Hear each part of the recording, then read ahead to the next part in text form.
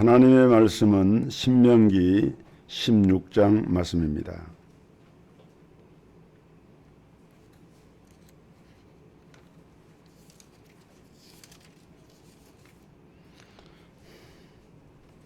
신명기 16장 13절부터 17절까지 봉독합니다. 제가 진 성경은 288면이 되겠습니다. 신명기 16장 13절 너희 타작마당과 포도주 틀에 소출을 수장한 후에 7일 동안 초막절을 지킬 것이요 절기를 지킬 때에는 너와 내 자녀와 노비와 내 성중에 거하는 레인과 객과 고아와 과부가 함께 연락하되 내 하나님 여호와께서 택하신 곳에서 너는 7일 동안 내 하나님 여호와 앞에서 절기를 지키고 내 하나님 여호와께서 내 모든 물산과 내 손을 댄 모든 일에 복 주실 것을 인하여 너는 온전히 즐거워할지니라.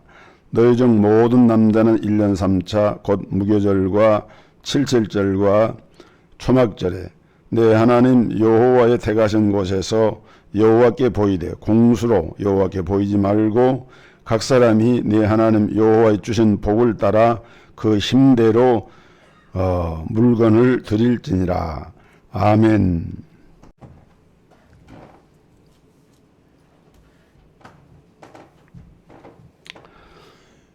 우리가 성경을 읽어보면은 이스라엘하고 우리나라가 좀 비슷한 면이 있는데 그 중에 하나가 이 명절 문화라는 게 있어요. 명절 절기를 지키는 문화가 있습니다.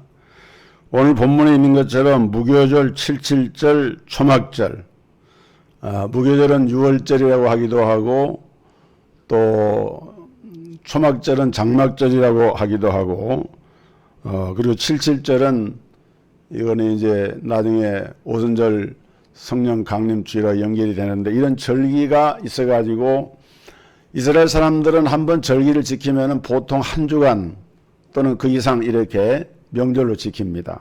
우리나라도 가장 큰 명절이 아마 설과 추석 같은 명절이 되겠죠. 우리가 이제 추석 명절을 앞두고 있는데 다른 점은 뭐냐 그러면은 이스라엘 백성들은 이런 절기를 지킬 때 단순히 먹고 마시고 사람들께 모셔 즐거워하는 것이 아니라 그 절기의 핵심이 하나님께 제사를 드리고 하나님께 감사하는 그런 특성을 가지고 있어요.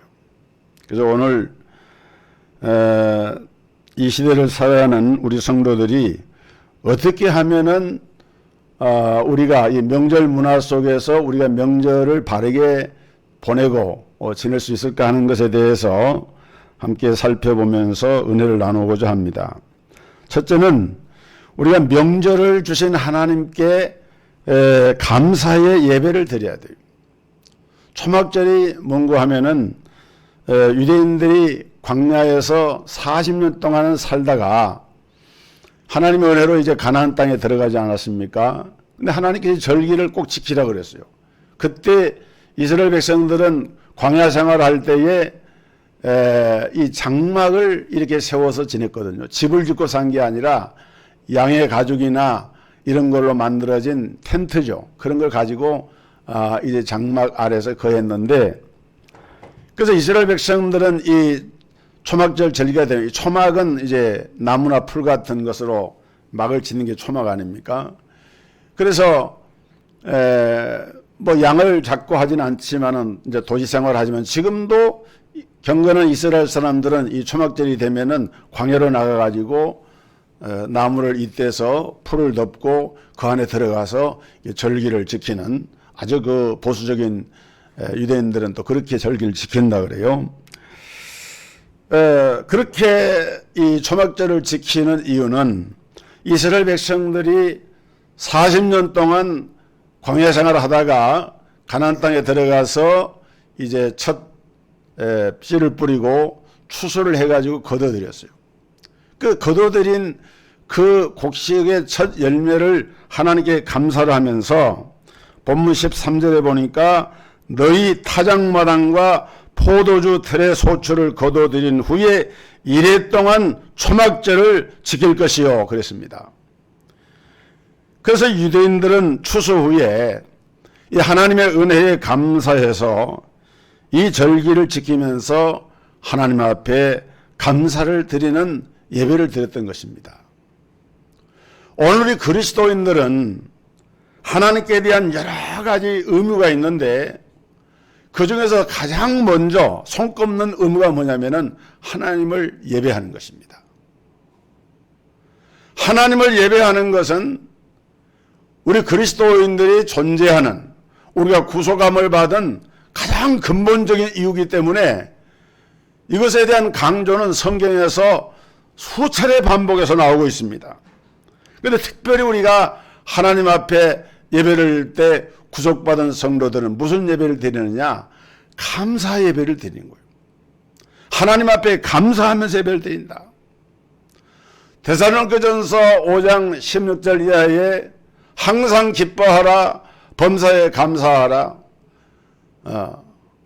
쉬지 말고 기도하라, 이는 그리스도 예수 안에서 너희를 향하신 하나님의 뜻이다. 범사에 감사하라. 이 범사라고 하는 것은 좋은 일뿐만 아니라 굳은 일에도 감사하는 거예요. 일이 잘 될 때도 감사하지만은 일이 안 될 때도 감사하는 것이 범사입니다.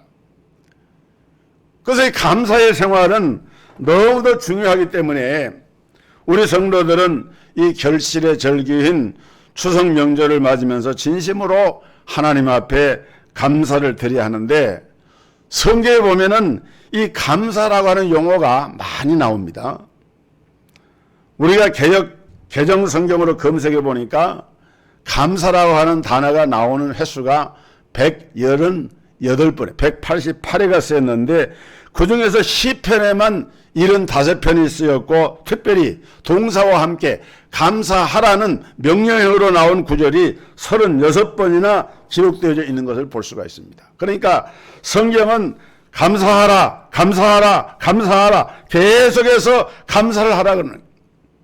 우리 하나님은 감사하는 민족과 감사를 하는 이런 개인을 들어 쓰시는 분이신데, 그래서 우리가 성경에 보면은 하나님 앞에 감사를 드릴 줄 아는 사람들은 하나님과 늘 소통을 하고 또 하나님의 은혜를 받고 또 하나님의 복을 받아서, 그 대표적인 사람이 다윗입니다.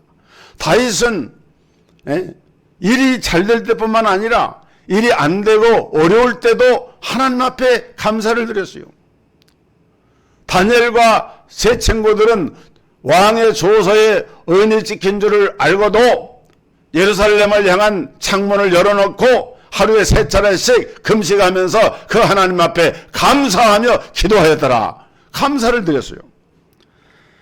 그러나 애굽에서 나온 이스라엘 백성들을 우리가 민수기에서 볼 수가 있는데, 그들은 특색이 뭐냐면은 원망하고 불평하는 것이었습니다. 좀 가다가 어려운 일 생기면은 또 원망이 나오고 불평이 나오고, 그래서 가나안 땅에 출애굽한 20세 이상의 남자 장정들은 한 사람도 가나안 땅에 들어가지 못하고 다 광야에서 죽었습니다.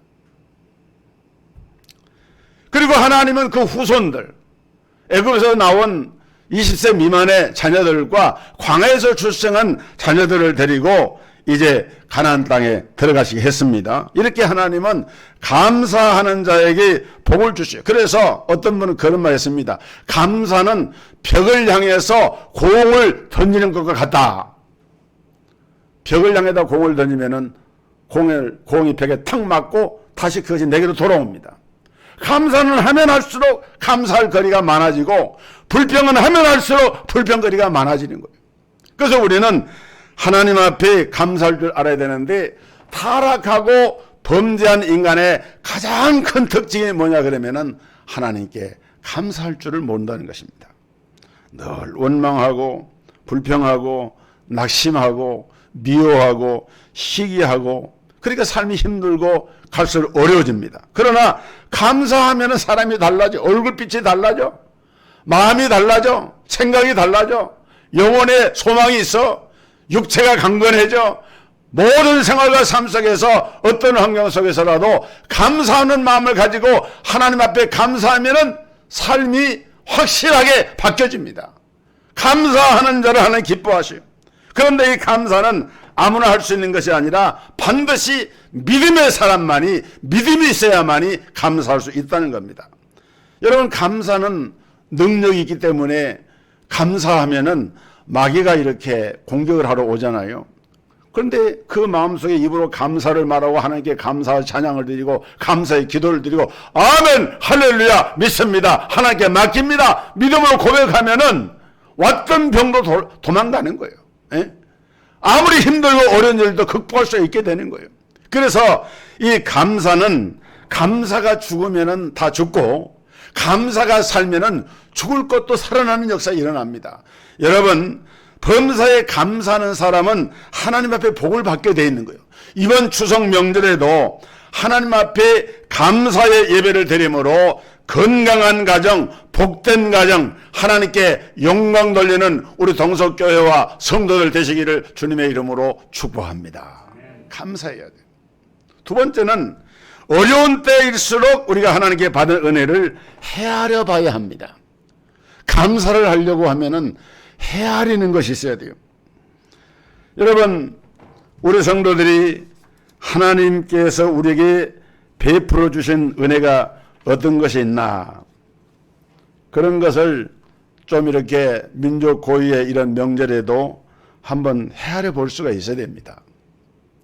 어떤 분이 치질 수술을 받고 나서 아침마다 볼일을 잘 볼 수 있게 된 것에 대해서 그것이 정말 하나님의 은혜였구나, 그걸 몰랐다는 거예요. 소변이 잘 나온 것도 은혜고 잠을 잘 자는 것도 은혜고. 여러분, 지금도 병원에서 입원하고 있는 이런 환자들 한번 살펴보세요. 우리 가정의 자녀와 아이들이 건강해지는 것도 은혜고, 우리가 지금 마음껏 걸어다닐 수 있는 것도 이게 다 은혜거든요.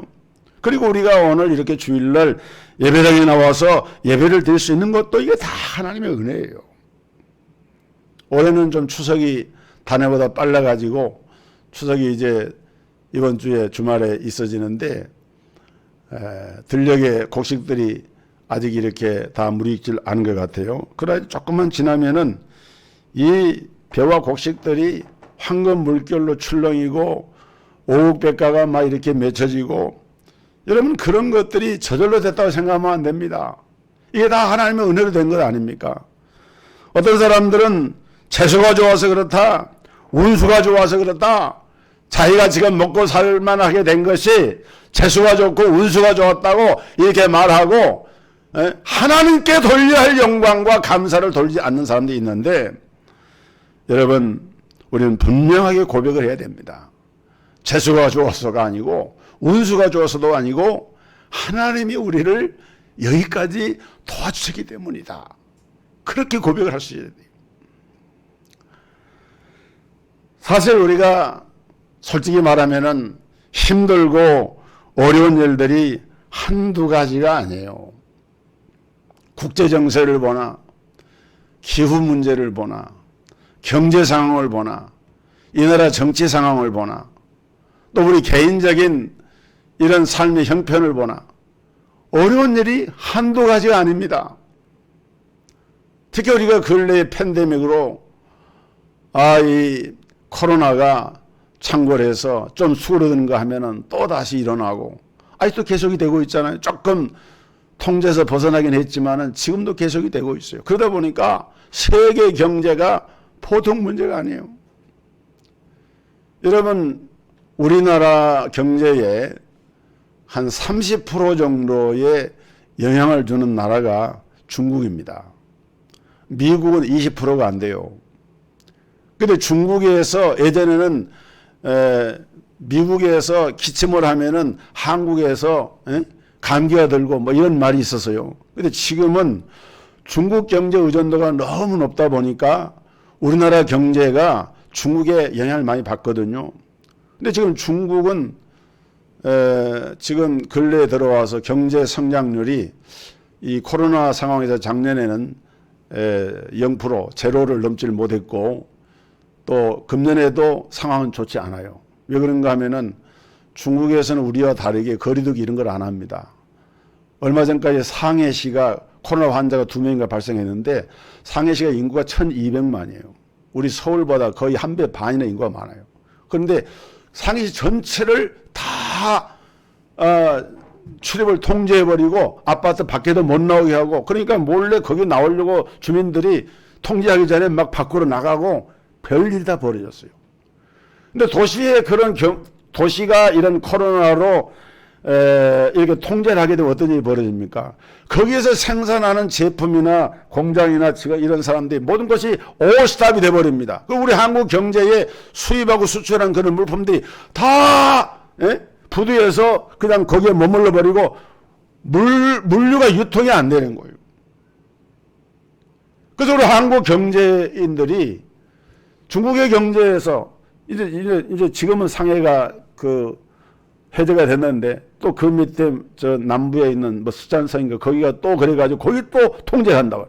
중국은 사회주의 국가이기 때문에 그냥 국가 지도부에서 이렇게 한번 딱 정하고 하면은 불만은 있지만은 폭동이 일어나기 전에 어떻게 할 도리가 없는 거예요.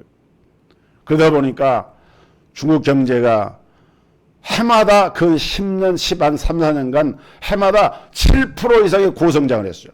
우리나라가 박정희 대통령 이후에 경제개발 5개년계 1차, 2차, 3차 할 때 그때 우리나라 경제가 7%, 10%까지 올라갈 때가 있었어요. 그 이후로는 우리는 3%, 4%, 가장 높을 때가 3%, 4%. 지금 코로나 상황에서는 그래도 선방을 해가지고 2%대 남짓 이렇게 하고 있는데 지금 그런 경제 상황이 그대로 우리에게 지금 부닥치고 있어요. 그뿐만이 아닙니다. 미국과 중국과의 관계도 경제 전쟁을 하고 있잖아요. 통상무역 전쟁을 하고 있잖아요. 미국은 미국대로 자국 보호주의를 하고 중국은 중국대로 사회주의 체제를 유지하고 그러다 보니까 서로 총성이 없는 사실 전쟁을 하고 있는 거예요. 그러니까 경제가 원활하지 못해. 거기다가 또 일어난 게 뭡니까? 러시아하고 우크라이나 전쟁입니다. 우리는 처음에 우크라이나한테는 좀 미안한 얘기지만은 러시아가 상대적으로 우크라이나보다 워낙 크고 강한 나라니까 어떤 형태로 빨리 일단락이 될 거라 봤는데 웬걸? 우크라이나가 그 사람들 국민성이 굉장히 자주독성이 강한 민족입니다. 러시아 사람은 또 달라요. 그래가지고 죽기를 불사하고 항전의 의지를 세우고 많은 인명이 사상자가 나고 했음에도 불구하고 그 다음에 이제 서방에서 이 동서 진영의 하나의 그 블록이 형성이 돼가지고 서방에서 강력하게 지원을 합니다. 미국에서 얼마 전에도 3조를 바이든 정부가 3조를 경제 원조를 한다고 그래요. 엄청난 것 아닙니까? 근데 그렇게 하는 이유는 러시아의 팽창을 막고 사회주의나 이런 공산주의 기회를 자유진영에서 막아보겠다는 생각에서 그런 것인데 단순히 그런 이념의 문제만이 아니고 말하자면 미국은 미국들의 계산이 있는 거예요. 그렇게 해가지고 러시아와 대립을 세우고 있는 여러 나라들 통해서 그 자원을 자기 나라와 연결해서 무역에 도움을 받도록 하기 위한 것인데 근데 러시아도 보통 강한 나라가 아니에요. 유럽에 한 30여 개의 국가가 있는데 그 나라들 중에서 러시아의 천연가스나 러시아에서 나오는 석유나 이런 걸 독일 같은 경우는 천연가스가 러시아에서 안 들어오면은 그 나라 경제가 몰락할 수가 있는 그런 어려움이 있는 거예요. 그리고 처음에는 다 자유진영에서 같이 이렇게 이제 블록을 형성해 가지고 러시아에 대립을 하다가 중간에 살살 빠져나가요. 왜냐하면 자기들이 우선 존립이 어려우니까. 그래서 러시아가 장기전 전쟁을 해도 우리는 미국과 맞서도 불리하지 않다. 왜냐하면 자기들이 가진 물자를 가지고 이렇게 하다 보니까 그렇게 된 거예요. 그런데 우크라이나는 농업이 주 생산 기지고 밀이 세계 생산량 가운데 뭐 3위인가 되는 굉장히 땅덩어리도 크고 그런 나라예요. 그런데 곡류 같은 거 한국에서 수출해가지고 나가야 이게 곡식이나 이런 사료도 하고 사람들 양식도 되는데 그런 것들이 다 통제를 해보니까 곡식도 어려워지고 또 지금은 좀 낮아졌지만은 그 오일 쇼크가 와가지고 이 기름값이 얼마나 많이 올라갔습니까? 지금 이래가지고 우리 사회가 지금 보면은 기후 문제, 전쟁 문제, 그리고 이런 경제적인 이런 문제로 또 코로나까지 팬데믹이 겹쳐가지고 지금 우리가 살아온 역사 가운데 이렇게 세계 질서가 교란되고 어려운 때가 없었어요. 이런 때일수록 우리나라 정부라도 좀 제정신을 차리고 정치인들 제정신을 차리고 국민들 편하게 해야 되는데 지금은요, 대통령이 국민을 걱정하는 것이 아니라 국민들이 대통령을 걱정해요. 국회의원들이 국민들을, 유권자들을 보호하고 걱정하는 것이 아니라 국민들이 국회의원들을 걱정해요. 먹고 살기도 힘들고, 물가고는 천정부지로 올라가고, 금리는 올라가고, 또 뭡니까? 지금 환율이 1,350원을 넘어갔잖아요. 우리나라 환율이 1,100원대, 1,200원대 오락내라. 그게 정상 환율인데, 우리 쉽게 말하면 우리 원화 가치가 떨어져 버린 거예요. 미국 달러 대비 환율이 1,456원 이렇게 올라가니까 우리나라 수출을 아무리 많이 해도 받아들이는 돈이 우리 한국 돈으로 환산해 보면은 기본적으로 15% 이상 손해를 보고 들어가는 거예요. 그러니까 지금 우리나라 경제가 실제로 지금 드러난 것보다도 굉장히 어렵고 또 우리가 체감하는 것도 그렇지만은 실제로 앞으로도 이 경제가 이 어려움을 극복한다고 하는 것이 실제로는 어려운 상황이에요. 지금. 그러면 국회의원들이나 정치인들이 정말 그런 걸 타개하기 위해서 힘을 모아가지고 국정을 돌고 이래야 되는데 자기들 집안 싸움하고 해서 당대표를 밀어내냐, 대통령이 잘했냐 못했냐 이러고, 여야 간에 또 이렇게 무슨 사법 처리한다고 하고, 이런 걸 보면은 참 우리가 어렵고 어려워요. 지금 우리가 130년 만에 서울에 물난리 나가지고 그 한 가족이 이렇게 물에 수몰이 돼서 어려운 당한 그런 일들도 생겼고, 얼마 전에 경기도 수원시에서 한 다세대 주택에서 일가족으로 추정된 여성 3사람이 숨진 채 발견됐는데, 그 수원 남부경찰서에서 지난달입니다. 21일 오후 2시 50분 때 수원시 권성구 그 연립주택에서 건물 관계자가 세입자가 살던 집이 너무 악취가 많이 난다 신고를 했어요. 112에 신고해서 경찰이 소방당국이 현장에 출동을 했는데 문을 강제로 뜯어서 들어가 보니까 부패한 여성 시신이 상구가 발견이 됐습니다. 해당 주택에는 60대 여성 A씨하고 그 두 딸이 살았는데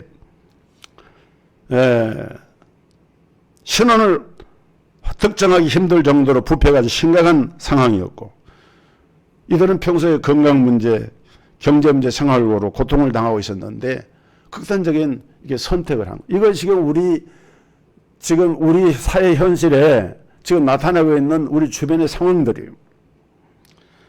자, 참으로 우리는 어렵고 힘든 시기를 지나고 있는데, 사랑하는 성도 여러분, 그런 가운데서도 하나님께서 우리 가정과 교회를 지켜주셨고 여러분의 삶을 지켜주신 이 사실을 생각할 때 우리가 이 하나님의 은혜를 깨닫고 감사해야 된다는 거예요. 특별히 우리가 이렇게 하나님의 은혜를 깨닫고 감사하고자 할 때에 무엇을 붙잡아야 되는가 하면은 하나님의 말씀의 언약을 붙잡아야 돼요. 제가 다른 시간에 기도회 때 우리 성도들이 한 말씀입니다만은 어려울 때 올수록 꼭 기억해야 될 3가지 말씀이 있어요. 첫째는 에베네셀의 하나님, 여기까지 우리를 도우시는 하나님. 두 번째는 여호와 이레의 하나님, 우리가 준비하지 못해서도 하나님은 미리 모든 걸 아시고 다 예비하시는 그 하나님을 바라봐야 돼요. 그리고 우리는 임마누엘의 하나님, 어떤 환경 속에서라도 하나님은 그 자녀를 돌보시고 예면하지 아니하시고 붙들고 계신다라고 하는 임마누엘의 하나님의 언약을 굳게 붙잡으면은 우리가 아무리 힘들고 어려운 상황이라 할지라도 그것을 이겨낼 수가 있는 거예요. 오늘 본문 15절이 내 하나님 여호와께서 택하신 곳에서 너는 이랫동안 내 하나님 여호와 앞에 절기를 지키고 내 하나님 여호와께서 내 모든 소출과 내 손을 행한 모든 일에 복 주실 것임을 인하여서 온전히 즐거워할지니라. 여기 보면은 내 하나님 여호와 앞에서라고 하는 말씀을 반복해서 말씀을 하고 있어요. 여러분, 중요한 것은 오늘 우리가 누리고 있는 최고의 은혜는 어떤 은혜냐? 하나님께서 우리에게 베푸시는 구원의 은혜입니다. 이 은혜가 진짜 은혜예요. 믿음으로 말미암아 하나님의 선물로 허락하신 믿음으로 말미암아 베푸신 이 구원의 은혜를 감사하고 그 은혜를 기뻐하면서 모든 난관을 극복해 나아갈 수 있는 우리 동석교회와 우리 성도들 되시기를 주님의 이름으로 축복합니다.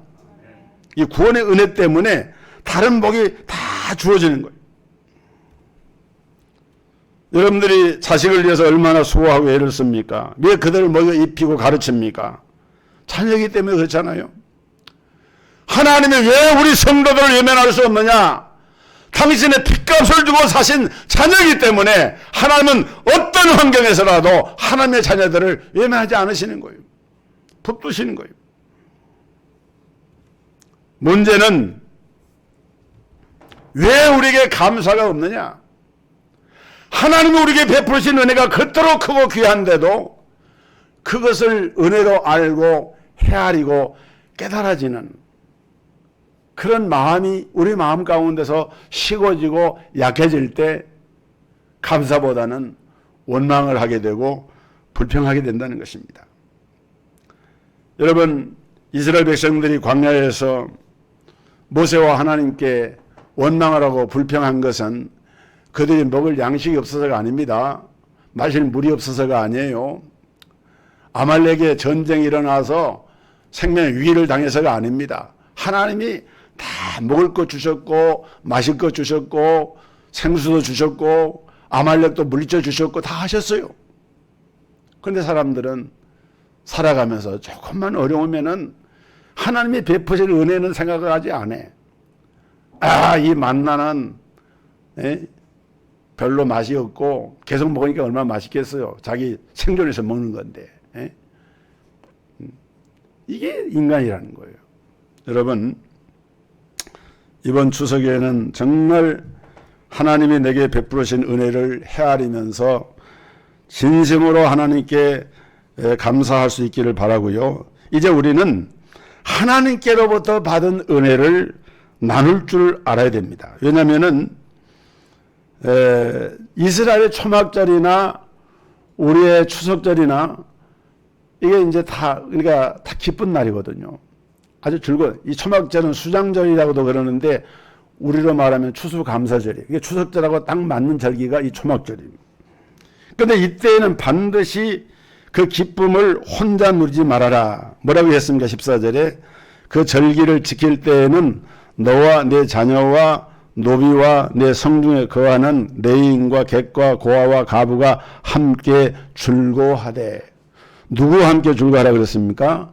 너와 너의 자녀, 노비, 레인, 객과 고아, 가부들 이들과 함께 기뻐하면서 잔치를 해라. 오늘날로 말하면은 가족과 회사 직원들과 직장 동료들과 또 여기 레인은 목회자를 말하는 거예요. 목회자와 그 자기 성읍에 있는 그 레인, 그 목회자와 또 도움이 필요한 사람들, 고아와 가부 이런 사람들과 함께 잔치하면서 즐거워하라 이 말씀하고 있는 거예요. 이게 이스라엘 백성들이 지키는 초막절 절기였습니다. 어려운 때일수록 함께 기뻐하며 즐거움을 나누는 것이 우리 하나님이 기뻐하신 일인 것을 알고 정말 그들이 함께 기뻐하고 즐거워할 수 있으려고 하면은 근본적으로 그들이 다 주님 안에 있어야 돼요. 세상적인 위로와 뭐 선물이 이런 것들은 그냥 일시적인 거예요. 정말 우리 주변의 가족이나 형제나 친지나 주변 사람들이 정말 그들이 기뻐하고 즐거워할 수 있는 것은 주님 안에서, 믿음 안에서 예수 믿고 구원받은 하나님의 자녀로서 서 있을 때 그게 진정한 기쁨이 있는 것이지. 명절날 맛있는 음식하고 덕담도 하고 다 좋은데 예수는 안 믿어? 신앙생활 안 해? 교회도 안 나가? 이런 그건 진정한 명절이 아니에요. 여러분 가족 중에 믿지 않는 가족이 있습니까? 친지 중에 믿지 않는 이가 있습니까? 성경책도 선물하고 믿으라고 복음을 전하고 믿지 않는 조카나 아랫사람이 있습니까? 봉투에 별도로 용돈 좀 넣어가지고 이런 명절에는 주면서 성경 구절과 함께 축복 기도를 하면서 장학금으로 주면서 예수 믿으라고 해보세요. 예?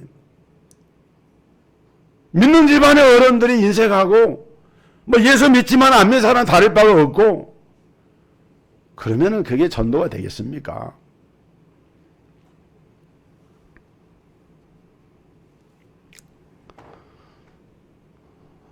저희 처가에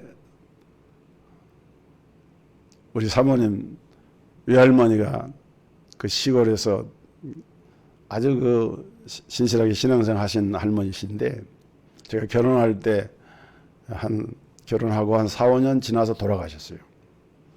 그 어머니 이제 그 할머니 아들인 저희 장인어른이나 저희 장모님이나 그 어머니 전도 기도 속에서 다 예수 믿고 신앙생활 하는데 고모님들이 3분이 있는데 고모님들이 예수를 안 믿어. 그래서 우리가 명절 때 어쩔 때 이제 뵙게 되면은 꼭 예수 믿으라고 전도를 하고 그렇게 했는데 성남에 막내 고모가 사시는데 이 막내 고모가 우리 사모님 어렸을 적에 등에다 업고 키우고 그랬대요. 밑에 동생까지 둘이를. 늘 고마운 생각을 가지고 그러는데 예수를 안 믿으니까 얘기하지만은 안타까워서 그게 이제 제가 서울에 성남이 멀지도 않는데 그래서 한번 가서 인사를 드리러 가자 하다가 저지난달이었나요? 저지난달 말에 이제 세 자매가 사모님 자매가 셋이니까 동생들하고 같이 사이들하고 6이 돈을 20만 원씩 걷어서 봉투 하나 마련하고 선물도 과일도 많이 사고 그래가지고 가서 예배를 드리고 제가 구원의 길 메시지를 거기 전했어요. 그걸 메시지 전하면서 고모님 꼭 예수 믿고 생사하셔야 됩니다. 약속을 했어요. 이번 주부터 나간다고. 그래서 이제 그렇게 하고 돌아왔는데 얼마 전에 전화가 왔대요. 사모님한테. 전화가 왔는데 그러고 나서 교회를 갔더라 합니다. 교회를 갔는데 들어간 사람들이 다 그냥 옷도 번쩍번쩍하고 젊은 이들이 막 들어가는데 자기 같은 노인은 한 사람 들어간 사람이 없더래요. 그 문 앞에서 이렇게 서성서성이는데 그 옆에 맞은 노인들이 앉아서 얘기를 하고 있길래 예배당을 들어가지를 못하고 그 양반들하고 그냥 앉아서 얘기하다가 예배에 못 들어가고 그때 못 들어간 게 지금까지 교회를 못 들어갔다는. 제가 그 얘기를 듣고 너무 안타까워서 그럴지라도 그래도 전도를 받고 교회를 가려고 주일날 예배당 문 앞에까지 간 것만도 하나님의 역사다. 감사한 일이다. 계속 우리 기도합시다. 여러분 명절 되면은 제일 아쉬운 것이 안 믿는 가족들 아닙니까? 친지들 아닙니까? 사도행전 3장 6절에 성전에 올라가던 베드로가 미문 앞에 앉은 병이를 향해서 은과 금은 내게 없거니와 내가 내게 있는 것으로 내게 주노니 나사렛 예수 그리스도 이름으로 일어나 걸어라. 우리가 다 그리스도 복음을 받아서 예수 믿게 되고 구원받는 거 아닙니까? 정말 우리에게 필요한 것은 구원의 복음이에요. 어떤 심리학자가 인간을 3단계로 봤는데 받는 단계, 첫째가 받는 단계, 두 번째는 소유하는 단계, 세 번째는 주는 단계다. 땅에다 씨를 심는 단계가 있고 자라는 단계가 있고 열매를 맺어서 열매를 통해서 주인을 기쁘게 하는 단계가 있어요. 예수도 마찬가지입니다. 우리가 예수를 처음에 영접해서 믿는 단계가 있고 은혜를 받는 단계가 있고 그 다음에 세 번째는 받은 은혜를 되돌려서 갚아주는 복음 전도의 이 일이 병행되어야만이 그게 진정한 그리스도인을 할 수 있는 거예요. 오늘 이런 은혜를 여러분들이 다 누리시기를 주님의 이름으로 축복합니다.